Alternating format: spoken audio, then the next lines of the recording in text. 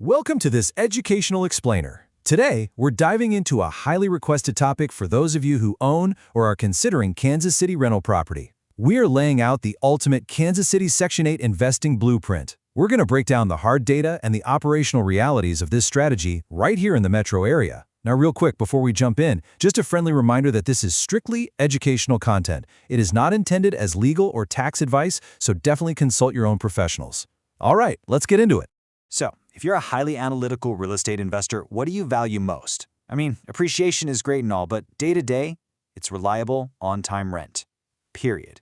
When you can eliminate that constant anxiety of collection, your entire investment strategy just completely stabilizes.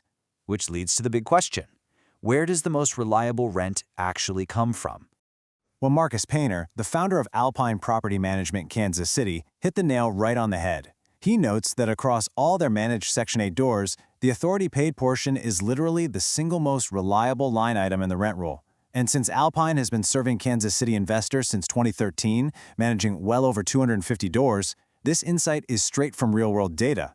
That government-backed voucher, it is absolutely key to this reliability.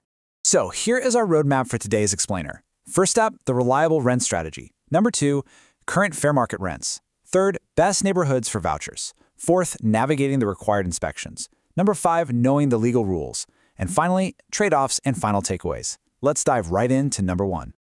Section 1. The reliable rent strategy. So Section 8, which is formerly known as the Housing Choice Voucher program, is basically a federal rent subsidy. The local housing authority actually steps in and pays a large share of the rent directly to you, the landlord. The tenant then just takes care of the remaining portion.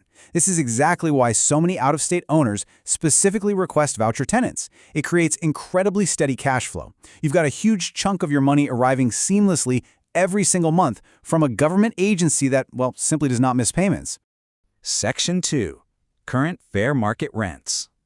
$1,575. I really want to anchor our financial discussion around this specific number. Why? Because this is the current monthly fair market rent for a 3-bedroom unit in the Kansas City metro right now. If you're familiar with the local market, you know for sure that is a very, very healthy figure. Let's look at how the whole thing breaks down. The progression here is super fascinating. A 1-bedroom sits at $975, a 2-bedroom at $1,185, climbing all the way up to 4 bedrooms at $1,825 a month. But here is the absolutely crucial point. Local housing authorities can actually pay up to 110% of these figures for comparable units. That is a massive insight for investors. Your upside potential here is highly competitive with traditional open market rents. All right, Section 3, best neighborhoods for vouchers. You know, there is definitely a sweet spot for Section 8 investing. Essentially, you want a low purchase price paired with a high payment standard. So look at C and B grade cash flow areas, places like Raytown, Independence, and Grandview.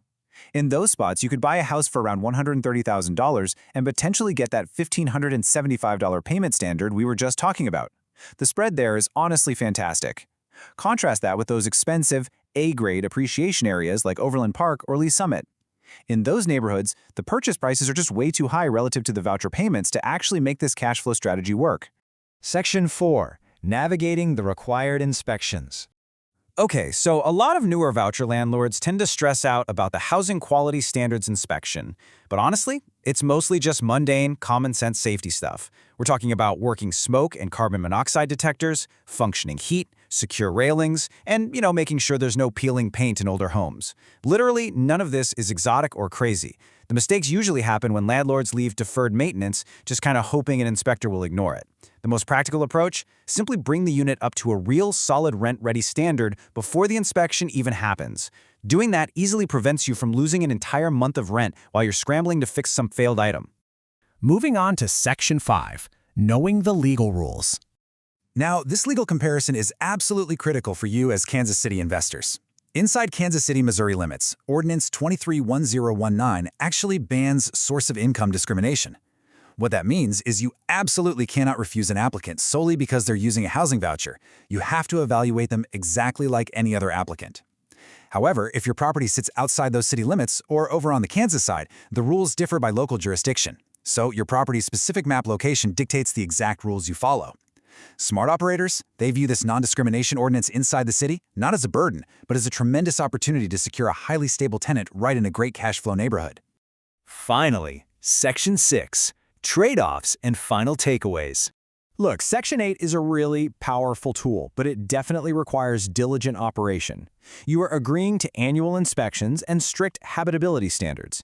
And yeah, your initial lease-up might take a little bit longer just because of the required paperwork and, inspection scheduling. Also, keep in mind, you do still have to collect the tenant's portion of the rent, which means thorough screening remains absolutely necessary. It's an incredibly stable arrangement when managed properly. You just really need to know exactly what you're signing up for. So, I want to leave you with this final thought. Does the guarantee of reliable, on-time rent outweigh the administrative effort for your specific investment strategy?